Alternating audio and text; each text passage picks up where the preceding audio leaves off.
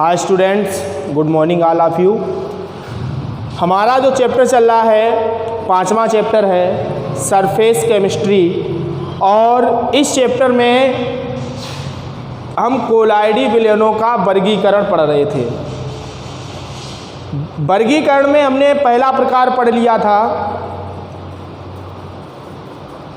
परिक्षिप्त प्रावस्था और परिक्षेपण माध्यम की भौतिक अवस्थाओं के आधार पर। दूसरा प्रकार है हमारे पास परिक्षेपण माध्यम की प्रकृति के आधार पर। और परिक्षेपण माध्यम की प्रकृति के आधार पर पिछले वीडियो में हमने आपको बताया था कि परिक्षेपण माध्यम की प्रकृति के आधार पर जो कोलाइडी विलयन होते हैं वो आपके 4 प्रकार के हो जाते हैं। पहला था इसमें एरोसॉल, दूसरा था इसमें हाइड्रोसॉल, तीसरा था इसमें एल्कोसॉल, और चौथा था इसमें बेंजोसॉल। हमने पिछले वीडियो में आप लोगों से एरोसॉल के बारे में बात कर ली थी। हमने आपको बताया था कि वे कोलाइडी विलयन जिनमें परिक्षेपण माध्यम गैसीय अवस्था में होता है उन्हें हम कहते हैं एरोसॉल। अब बात करते हैं हाइड्रोसॉल की। हाइड्रोसॉल क्या होते हैं? यानी कि वे कोलाइडी विलयन जिनमें परिक्षेपण माध्यम जल होता है उन्हें हम कहते हैं हाइड्रोसॉल। यानी कि वे कोलाइडी विलयन जिनमें परिक्षेपण माध्यम जल होता है उन्हें हम कहते हैं हाइड्रोसॉल। जैसे गोंद है, रक्त है, स्टार्च का कोलाइडी विलयन है, तो ये सभी आपके कैसे हो जाएंगे? हाइड्रोसॉल हो जाएंगे। यानी कि हाइड्रोसॉल में क्या है कि जो परिक्षेपण माध्यम है वो हमारा कैसा होना चाहिए? गैसीय अवस्था में, परिक्षेपण माध्यम हमारा जल होना चाहिए, तभी हम उसको क्या कहेंगे? हाइड्रोसॉल कहेंगे। इसी प्रकार से एल्कोसॉल होते हैं। एल्कोसॉल में क्या होता है कि वे कोलाइडी विलयन जिनमें परिक्षेपण माध्यम एल्कोहल होता है उन्हें एल्कोसॉल कहते हैं, और वे कोलाइडी विलयन जिनमें परिक्षेपण माध्यम बेंजीन होती है उन्हें हम क्या कहेंगे? बेंजोसॉल। तो हाइड्रो यानी कि हमने आपको परिक्षेपण माध्यम की प्रकृति के आधार पर कोलाइडी विलयन के बारे में पढ़ाया। कोलाइडी विलयन परिक्षेपण माध्यम की प्रकृति के आधार पर 4 प्रकार के हो जाएंगे। एरोसॉल है, हाइड्रोसॉल है, एल्कोसॉल है और फिर बेंजोसॉल है। एरोसॉल में क्या था कि परिक्षेपण माध्यम है वो गैसीय अवस्था में होना चाहिए। हाइड्रोसॉल में क्या है कि परिक्षेपण माध्यम जल होना चाहिए।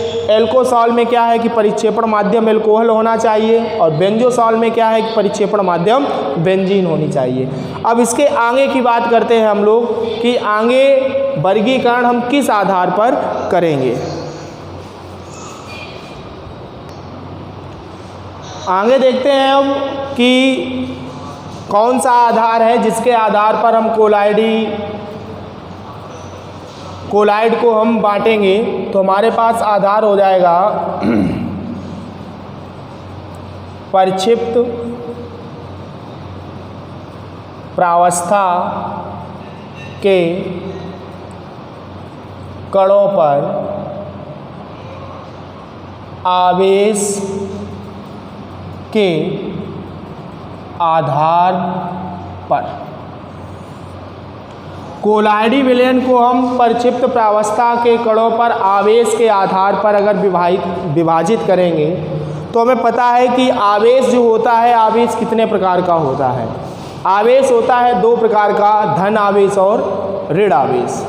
ठीक है, तो आवेश के आधार पर जो कोलाइडी विलयन है उसे हम 2 भागों में बांटेंगे। एक तो आपका हो जाएगा धनावेशित कोलाइडी विलयन और एक हो जाएगा आपका ऋण आवेशित कोलाइडी विलयन। यानी कि आवेश के आधार पर जो कोलाइडी विलयन होते हैं वो आपके 2 प्रकार के हो जाते हैं, धनावेशित कोलाइडी विलयन,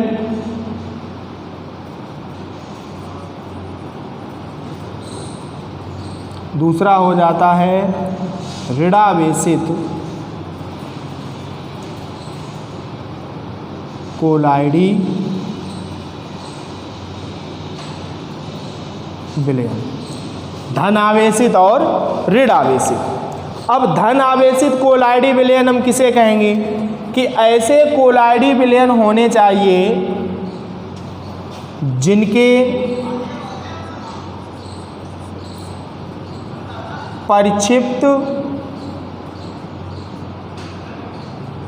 प्रावस्था के कणों पर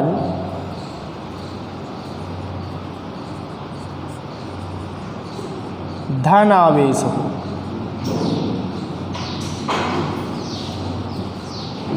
यानी कि वे कोलाइडी विलयन जिनमें परिक्षिप्त प्रावस्था के कणों पर धन आवेश होता है उन्हें हम क्या कहेंगे, धन आवेशित कोलाइडी विलयन। जैसे एग्जाम्पल की बात करते हैं, जितनी भी धातु हाइड्रोक्साइड के कोलाइडी विलयन होते हैं सभी धन आवेशित होते हैं। धातु हाइड्रोक्साइडों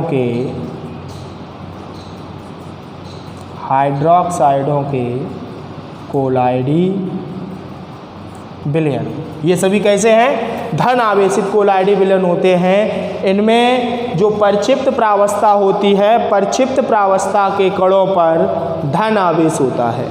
ठीक है, तो आवेश के आधार पर हमने कोलाइडी विलयनों को दो भागों में बांटा है, वो भी परिक्षिप्त प्रावस्था के कणों पर।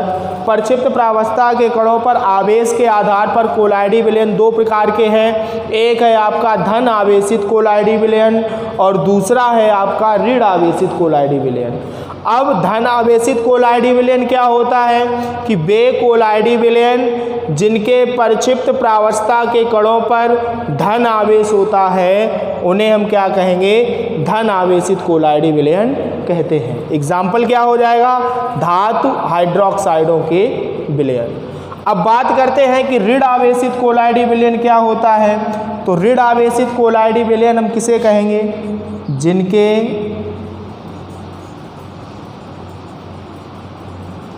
परिक्षिप्त प्रावस्था के कणों पर ऋण आवेश होता है, ऋण आवेश होता है, उन्हें हम क्या कहेंगे, ऋण आवेशित कोलाइडी विलयन कहेंगे। यानी कि वे कोलाइडी विलयन जिनके परिक्षिप्त प्रावस्था के कणों पर ऋण आवेश होता है उन्हें हम क्या कहेंगे, ऋण आवेशित कोलाइडी विलयन। एग्जाम्पल में जैसे रक्त है, सही ना, गोंद है, स्टार्च है आदि, ये सभी क्या हो जाएंगे, ऋण आवेशित कोलाइडी विलयन हो जाएंगे। तो परिक्षिप्त प्रावस्था के कणों पर आवेश के आधार पर कोलाइडी विलयन आपके दो प्रकार के हो गए हैं, धन आवेशित कोलाइडी विलयन और ऋण आवेशित कोलाइडी विलयन।